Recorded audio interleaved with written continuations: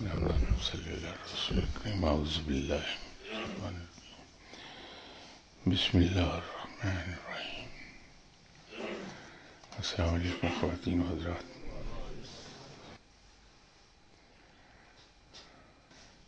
کسی صاحب نے پوچھا ہے کہ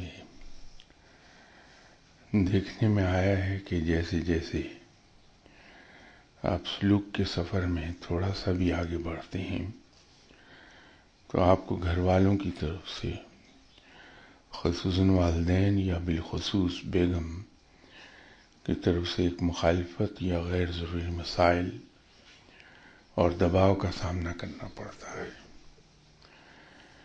کیا اس کیفیت کو اپنے مرشد کو بیان کر دینا چاہیے اور اس معاملے میں کیا رویہ اختیار کرنا چاہیے کہ نوبت انتہا تک نہ پہنچے؟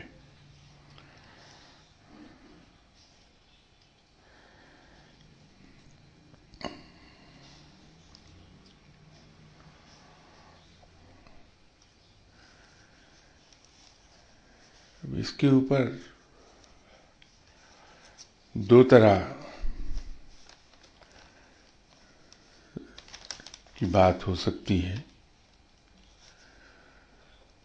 ایک تو یہ ہے کہ آپ مرشد سے بیان کر کے اپنے دل کا بوجھ ہلکا کر لیجئے، اس سے آپ کی تکلیف میں کمی واقع ہو جائے گی۔ اور اگر آپ کے مرشد اس مزاج کے ہیں جس مزاج کے میرے مرشد صاحب تھے تو پھر ڈانٹ پڑ جائے گی سامنے سے کہ برداشت کرو اس کو۔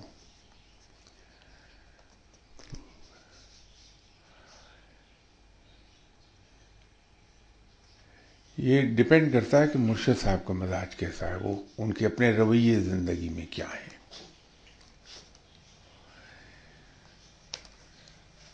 میری اپنی ذاتی رائے یہ ہے کہ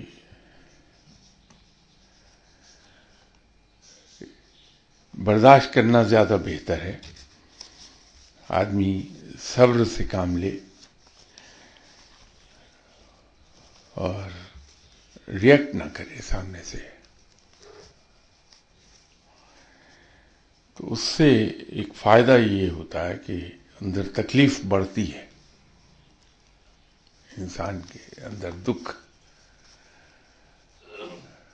صبا ہو جاتا ہے۔ تو چونکہ اس تکلیف اور دکھ کو وہ خاموشی سے برداشت کر رہا ہے، تو جب رب کے حضور جھکتا ہے تو وہ جو دکھ اور تکلیف ہے اس کی، اور رب کے ساتھ اس کا تعلق کو بڑا گہرا کرتی ہے، اور یوں سفر تیز ہو جاتا ہے۔ اس کا ایک فائدہ تو یہ ہے۔ اور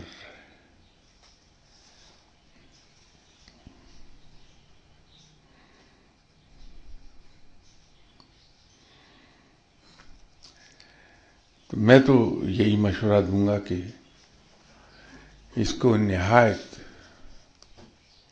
خاموشی کے ساتھ، بغیر کسی طرح بھی ریئیکٹ کیے، بلکہ وہ جو کہتے ہیں کہ ود اے اسمائلنگ فیس، اس کو برداشت کر لیجئے۔ ڈنڈے بہت پڑتے ہیں، اس میں شک نہیں ہے، اور صرف یہی نہیں ہے، اس سے اگلی سٹیج پہ جب جاتا ہے انسان تو جو عبادات کا ٹائم ہے اس وقت مہمان آ جائیں گے، آفس کا کوئی ایسا ضروری کام نکل آئے گا کہ وہ اس کو چھوڑ نہیں پا رہا ہوگا آدمی،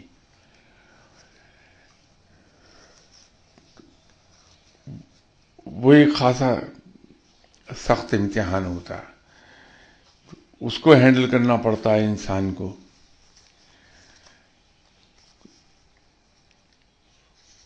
وہ زیادہ دشوار ہو جاتا ہے کہ وقت پر عبادت بھی کرنی ہے، اور وہ تمام چیزیں سامنے یہ آتی ہیں، انسان کو فیس کرنا پڑتا ہے، لیکن وہ امتحان ہے، اور ہم میں سے کوئی بھی آدمی امتحان کیسے ہی کیوں نہ ہو اس میں فیل نہیں ہونا چاہے گا. تو ہم ان چیزوں کو برداشت کر لیں بڑی خوشی کے ساتھ، اور یہ انشور کر لیں کہ برداشت اس انداز میں انہیں کیا جائے کہ حرج نہ ہو. ہمارا جو بنیادی مقصد ہے وہ ڈیفیٹ نہیں ہونا چاہیے کسی طرح بھی.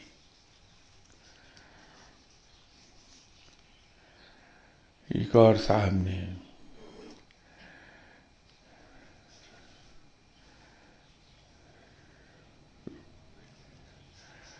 پوچھا ہے کہ آپ مناسب سمجھیں جن سلسلوں سے آپ کو عنایات، فیض اور خلافت عطا ہوئی ہے ان کے بارے میں تفصیل سے بتا دیں. یہ کوئی زیادہ اچھی صحت مند چیز نہیں کہ انسان اپنی ذات کے بارے میں چیزیں ڈسکس کرتا رہے.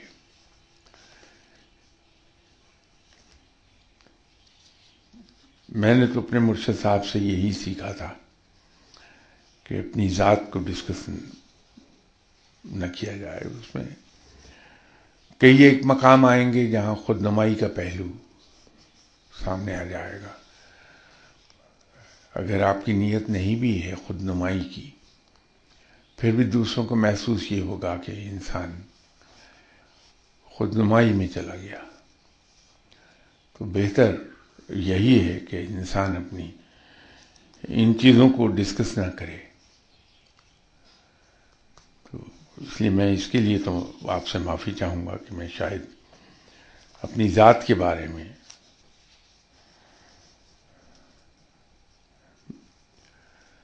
شاید ڈسکس نہ کر پاؤں. میں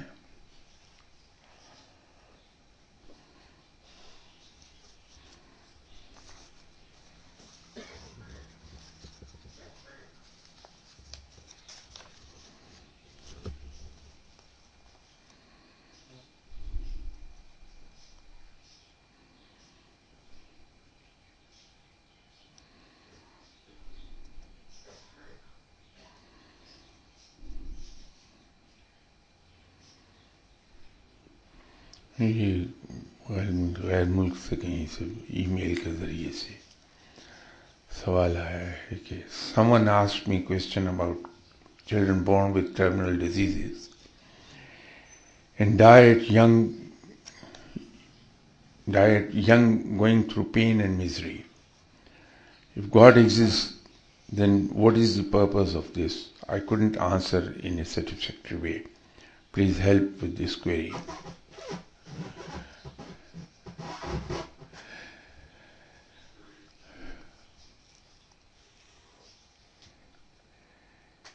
اس کا صحیح جواب قرآن میں وہ واقعہ ہے جو جناب خضر علیہ السلام اور حضرت موسیٰ علیہ السلام کا ہے.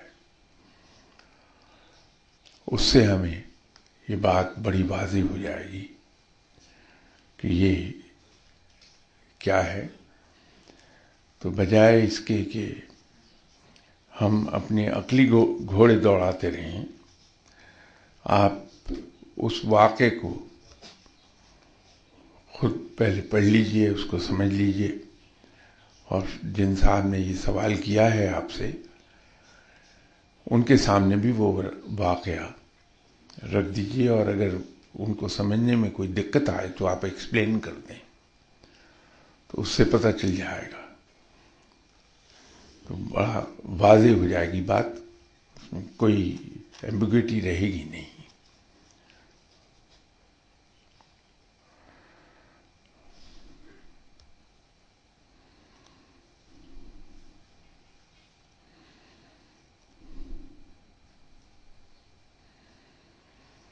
ان کا دوسرا سوال ہے کہ Chinese martial arts practitioners practice channel chi energy which they call life force. Can you please explain the nature of this energy? کچھ نہیں، بڑی سادہ سی ایک بات ہے.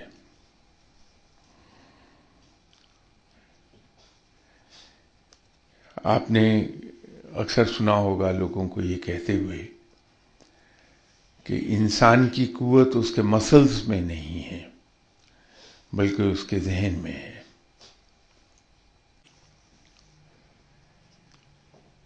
اس کی ایگزامپل میں یوں دے دوں کہ جو بچپن میں ہم سب یہ کھیل کھیلتے رہے ہوں گے کہ ہم اسی کاغذ کو، وائٹ کاغذ کو دھوپ میں جتنی دیر مرضی رکھے تو یہ ڈرائی ہو کے اکڑ تو جائے گا، اس کا موئسچر ایویپریٹ ہو جائے گا لیکن جلے گا نہیں. لیکن اگر ایک کانویکس لینس لے لیں ہم اور اس میں سے سورج کی شعاؤں کو گزارتے ہوئے اس کاغذ پر ایک نقطہ بنا لیں جہاں وہ ریز کنسنٹریٹ کیے ہوئے ہیں تو کاغذ جل اٹھے گا، آگ لگ جائے گی اس کو. یہ بہت ینگ ایج میں ہم سبھی یہ کھیل کھیلتے رہے ہیں. حالانکہ سورج کی روشنی وہی ہے، لیکن جب ہم اسے ایک پوائنٹ پر مرکوز کر دیتے ہیں تھرو کانویکس لینس تو اس کی طاقت اتنی بڑھ جاتی ہے کہ وہ آگ لگا دے. تو ہماری ذہنی قوتیں جو ڈسپرس ہوئی ہوئی ہیں وہ ڈسپرس فارم میں اتنی اسٹرانگ نہیں ہوتی، لیکن اگر ہم اس پر قادر ہو جائیں کہ ہم اپنے ذہن کو مرکوز کر دیں ایک خاص نقطے پر تو قوت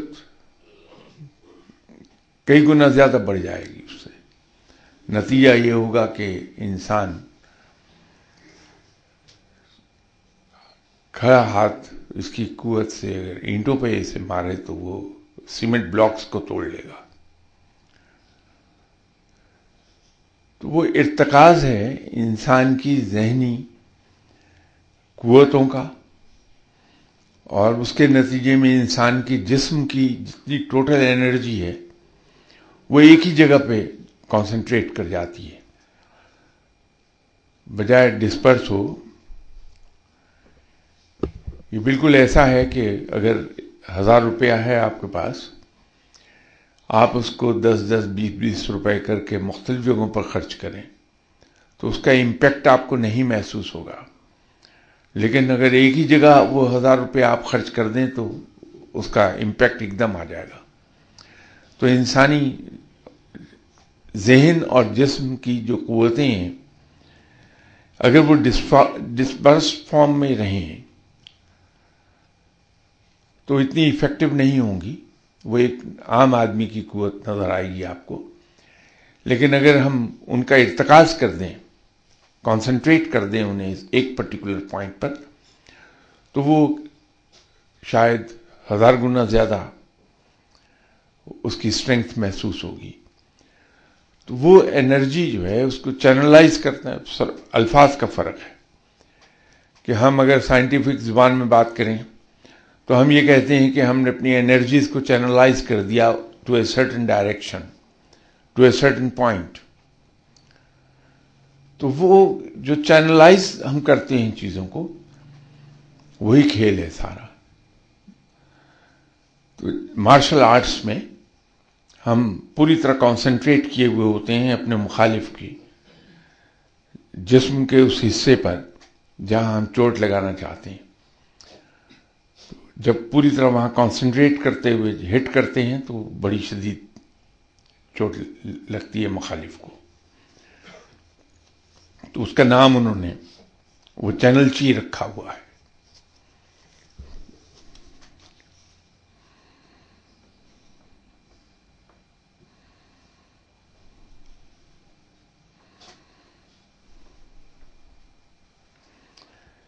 Is the essence of universe vibration? If so, then what is the potential of this vibration, as every kinetic energy comes out of potential energy?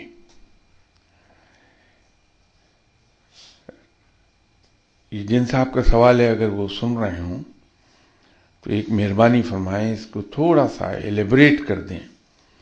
یہ جو آپ کے سوال کا ایک حصہ ہے کہ is the essence of universe vibration, اس کے بعد آپ نے کوشچن مارک دے دیا ہے. اس کو ذرا سا ایلیبریٹ کر دیجئے تاکہ اس کا میں جواب دے پاؤں. تو اسے آپ ای میل کر دیجئے گا، نیکسٹ سنڈے انشاءاللہ پھر اس کو جواب دے دوں گا، کیونکہ یہ آپ کا سوال مکمل نہیں ہے.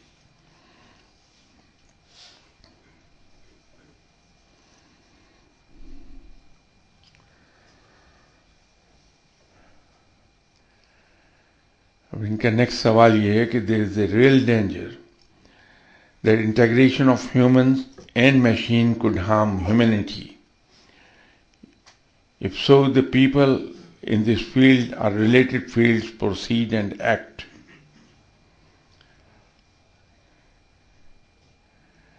یہ تھوڑا سا اپنے سوال ایکسپلینیٹری رکھیے کہ وہ سمجھ آ جائیں کہ آپ جاننا کیا چاہتے ہیں تو جواب دے پاؤں. آپ کے یہ جو سوال کا ایک حصہ ہے کہ there is a real danger that integration of humans and machine could harm humanity، یہ میں جواب آپ سے عرض کر دیتا ہوں.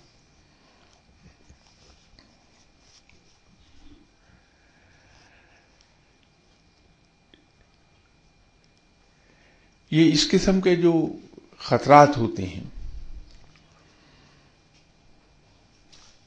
وہ ہمیشہ موجود رہتے ہیں، ان کو ہم کبھی بھی وائپ آف نہیں کر سکتے کسی قیمت پہ بھی. چاقو کی ایجاد ہوئی ہے، جہاں انسان کو اس نے کچن میں ہیلپ کیا ہے، سرجری میں چاقو اسے ہیلپ کرتا ہے، اور کئی ایک یوزفل پرپزز ہیں اس کے. لیکن ایک خطرہ موجود ہے کہ کوئی بھی شخص اس کو کسی ایسے مقصد کے لیے استعمال کر لے جس سے دوسروں کو نقصان پہنچے.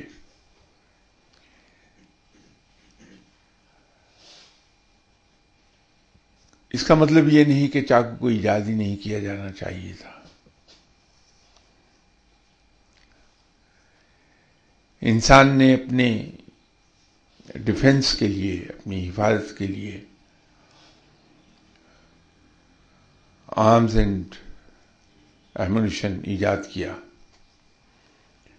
لیکن اس کو تباہی کے لیے استعمال کر لیا گیا. ایکسپلوسیو ہے، اس سے ہم سڑکیں بنانے کے لیے پہاڑوں کو توڑنے کا کام لیتے ہیں، بڑی بڑی چٹانوں کو باریک بجری میں کنورٹ کرنے میں ایکسپلوسیو سے کام لیتے ہیں ہم.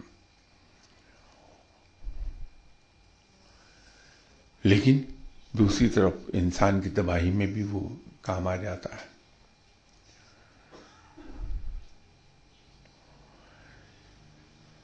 لیزر ریسنٹ پاسٹ میں ایجاد ہوئی، اس کے بہت فائدے اس سے لے رہا ہے انسان. زندگی انسان کی بہت آسان کر دی. لیزر سے انسان چٹانیں کاٹ لیتا ہے، سرجری بڑی باریک سرجری ہونے لگی ہے. لیکن اس کا نیگیٹو استعمال بھی موجود ہے. تو اس کا مطلب یہ تو نہیں کہ ہم اس ایک ڈر سے اس کو ایجاد ہی نہ کریں ہم. تو مشینز کے ساتھ ایک خطرہ جڑا ہوا ہے، لیکن اس کے فوائد بہت زیادہ ہیں. اس کا دوسرا حل اسلام نے دیا ہے کہ انسان کی مورل ویلیوز کو اتنا ہائی کر دیا جائے کہ وہ تلوار کو استعمال تو کرے لیکن پازیٹو پرپزز کے لیے، کسی پر ظلم ڈھانے کے لیے استعمال نہ کرے. اس کا اپنا ضمیر اسے روک لے. تو ہم اگر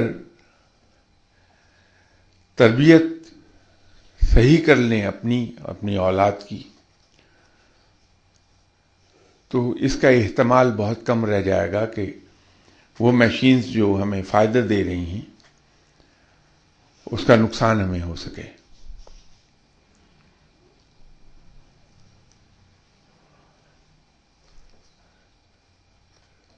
ہم زور اس بات پر دیں کہ ہم اپنے مورلز کو امپروو کریں تاکہ کسی چیز کو ہم غلط استعمال نہ کرنا پائیں۔ تو پھر یہ جو کمبینیشن ہے، انٹیگریشن جس کو آپ کہہ رہے ہیں، مین اینڈ مشینز کا، وہ پروڈکٹیو ہوگا، اس سے پروڈکٹیو کام لیے جا سکیں گے۔ نقصان اس وقت ہوتا ہے جب ہم مورلی اپنے آپ کو ڈیولپ نہیں کرتے ہیں۔ جس طرح سے انسان کی ذہانت اگر پراپرلی ٹرینڈ ہے، آدمی اس کے مورلز کو ڈیولپ کیا گیا ہے، اس کے اندر اس کی انٹیلیجنس ہمیشہ پازیٹیو سائڈ میں کام کرے گی، لوگوں کے فائدے کا سبب بن جائے گی۔ لیکن اگر خدا نہ خواستہ کسی انسان کی ٹریننگ پراپر نہیں ہوئی ہے تو اس کی انٹیلیجنس، ذہانت اس کو غلط راہ پر لے جائے گی۔ لیکن اس خطرے کے باوجود ہم ذہانت کو برا نہیں کہہ پائیں گے، وہ ہمیشہ اپریشیٹ ہوگی ذہانت۔ تو معاملہ یہ نہیں کہ مین اینڈ مشینز کمبینیشن ہیزارڈس ہو جائے گا لوگوں کے لیے۔ بات یہ ہے کہ انسان کی تربیت کاؤنٹ کرے گی کہ کس انداز میں ہوئی ہے، تو زور تربیت پر ہونا چاہیے ہمارا۔ باقی آپ کے سوال کا حصہ کچھ زیادہ واضح نہیں کہ آپ کہنا کیا چاہ رہے ہیں، اس کو واضح کر دیں گے، میں ضرور جواب دینے کی کوشش کروں گا۔ ان کا اگلا سوال یہ ہے کہ if we seek the knowledge for the good and because Allah and His Messenger sallallahu alayhi wa sallam has directed us, would it consider a form of ibadat?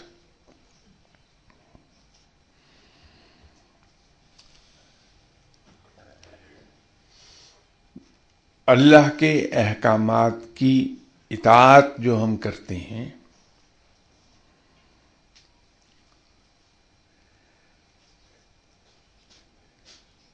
وہ بندگی ہے اللہ کی، اور بندگی عبادت ہے۔ ہم نے اپنی سہولت کے لیے اصل میں اس کے دو حصے کر لیے کہ ایک حصہ عبادت ہے، ایک دنیاوی زندگی ہے، جو کہ قطعی طور پہ غلط ہے۔ اسلام میں ایسا کوئی کانسیپٹ نہیں ہے۔ اسلام میں کانسیپٹ تو یہ ہے کہ انسان کی پوری زندگی گورن ہونی چاہیے اللہ کے احکامات سے۔ زندگی کا کوئی چھوٹے سے چھوٹا کام، بڑے سے بڑا کام، انسان کی کوئی ایک حرکت، یہ سب گورن ہونی چاہیے ان احکامات سے جو اللہ نے ہم پر واضح کیے ہیں قرآن اور اپنے رسول صلی اللہ علیہ وآلہ وسلم کے ذریعے سے۔ تو اسی لیے یہ کہا جاتا ہے کہ مومن کا سونا بھی عبادت ہے۔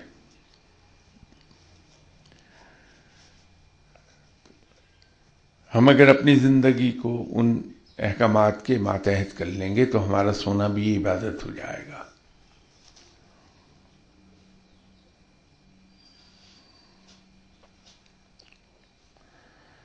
ان کا اگلا سوال ہے کہ in recent times lots of changes are happening very quickly. How do you see role and future of Pakistan in near, mid and long term future? What should be the role of the people of Pakistan individually and collectively to contribute towards the future where Allah likes to see us?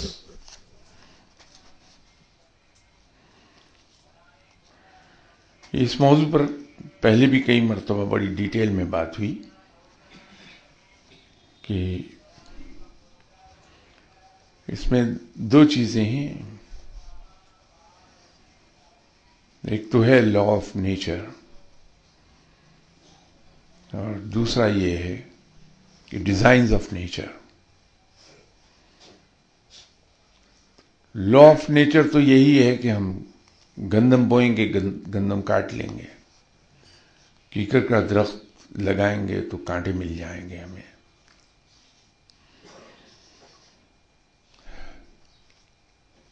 یہ تو سیدھا سیدھا ایک ایسی دنیا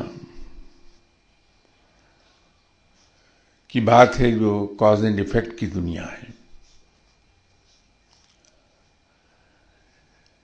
لیکن اس کے ساتھ ساتھ قدرت کے اپنے ڈیزائنز بھی ہیں,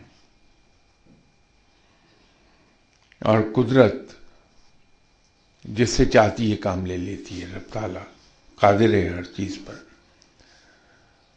وہ جس سے چاہے اس سے کام لے لے, حتیٰ کہ جو اس کے منکر ہیں ان سے بھی کام لینا چاہے تو کام لے لے, وہ قادر ہے.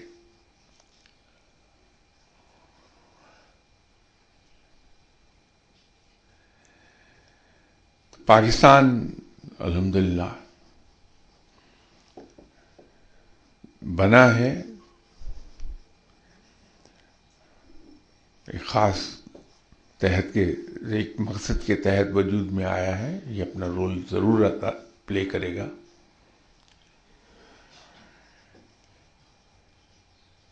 اور ہم پر کاز اینڈ ایفیکٹ کی دنیا کا وہ قانون لاگو ہوتا ہے کہ ہم جیسا کریں گے ویسا بھگتیں گے پھر. تو اس کے لیے اگر ہم یہ چاہیں کہ ایک صحیح ڈائریکشن میں موو کریں تو اس کے لیے ہمیں اپنے آپ کو درست کرنا پڑے گا. لیکن پاکستان انشاءاللہ تعالی بڑا صحیح رول پلے کرے گا.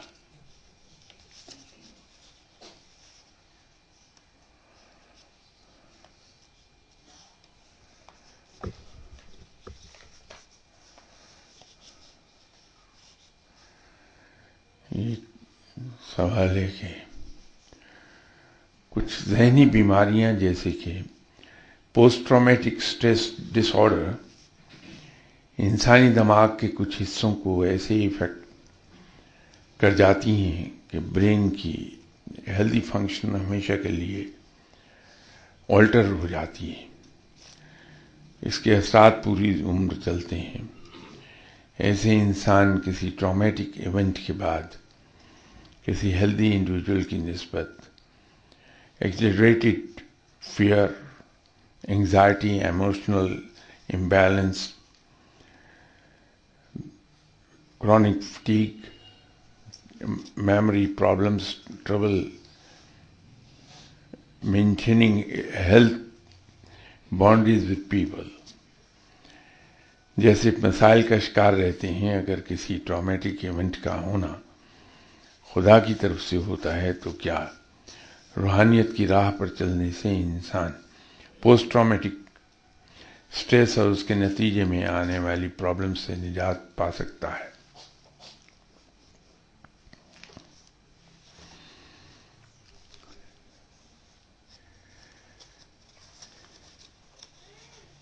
انسان کی زندگی میں پرابلمس تو ساتھ ساتھ چلتی رہتی ہیں, اور بہت سے ٹراماز میں سے انسان گزرتا ہے زندگی میں. فرق صرف ایک ہے کہ اگر رب تعالیٰ پر یقین اور رب تعالیٰ کہ رحیم و کریم ہونے اور ایسی ہی اس کی دوسری تمام صفات پر دل سے یقین ہے انسان کو, تو پھر یہ پرابلمس ایسے آدمی کو نہیں آتی ہیں. یہ اسی وقت آتی ہیں اس قسم کی پرابلمس جب انسان زبان سے تو یقین رکھتا ہے رب تعالیٰ کی ان تمام چیزوں پر، ان تمام صفات پر، لیکن دل سے یقین نہیں ہوتا. یہ ہے بات تلخ، اور شاید بہت سے پیشانیوں پہ بل بھی آئیں گے یہ بات سن کے، لیکن حقیقت یہی ہے. اگر مجھے یہ یقین ہو کہ میرا رب بڑا مہربان ہے، وہ مجھے بے سہارا نہیں چھوڑے گا مشکل وقت میں، اور مجھ پر سے مصیبتیں اور مشکلیں دور فرما دے گا، تو اگر یہ یقین میرا پختہ ہے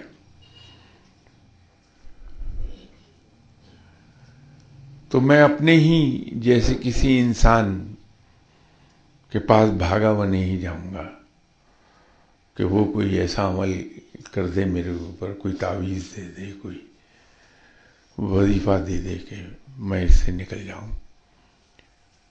تو اگر میرا یقین پختہ ہے تو میں رب کی طرف دوڑوں گا، اپنے رب کو پکاروں گا کہ یا اللہ تو نجات دینے والا ہے ان مصیبتوں سے، تو اپنی رحمت کے صدقے، اپنے حبیب پاک صلی اللہ علیہ وسلم کے صدقے مجھ سے یہ مصیبتیں دور فرما دے.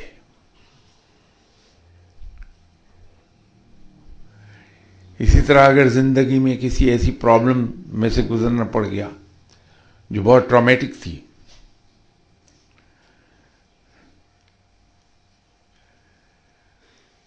تو وہاں بھی اللہ پر بھروسہ جو ہے وہ مجھے سنبھالا دیے رکھے گا کہ رب تعالیٰ مہربان ہے، وہ مجھے اس ٹراما میں سے نکال لے گا. اور جس طرح سے محاورتاً ہم کہتے ہیں کہ ہر رات کے بعد صبح ہوتی ہے، یا جس طرح ہم یہ کہتے ہیں کہ اندھیرا جتنا گہرا ہوگا اس اندھیرے سے جنم لینے والی صبح اتنی ہی چمکیلی ہوگی. یہ بھی محاورتاً ہم کہتے ہیں. تو یہ جو امید ہے اپنے رب سے مجھے بھلائی کی، it will keep me going. پھر میں ٹراما میں نہیں جاتا، پوسٹ ٹراما پرابلمس نہیں آتی ہیں کہ وہ ایک تسلی اور ایک تسکین بدترین صورتحال میں بھی کہ میرا رب میرے ساتھ ہے، وہ مجھے بے سہارا نہیں چھوڑے گا، وہ مجھے اس ذہنی کیفیت میں جانے ہی نہیں دے گا، تو بچا رہتا ہے انسان. اسی لیے فقیر ہر طرح کی سچویشن کو فیس کرتا ہے بڑے سکون کے ساتھ. وہ بدترین حالات سے گزرتا ہے، حتیٰ کہ موت، بے گناہ پھانسی چڑھ جاتا ہے، لیکن تب بھی اس کا چہرہ بڑا پرسکون ہوتا ہے. خدا پر، رب تعالیٰ پر بھروسہ اس کو قائم و دائم رکھتا ہے. یہی یقین کہ میرا رب بہتر فرمائے گا، یا یہ یقین کہ میرے رب نے میرے لیے جو بھی پسند کیا ہے وہ بہترین ہے میرے لیے، مطمئن رہتا ہے، ان پرابلمس میں نہیں جاتا. انشاءاللہ تعالی بخیر نیکسٹ سنڈے بشرط زندگی. السلام علیکم.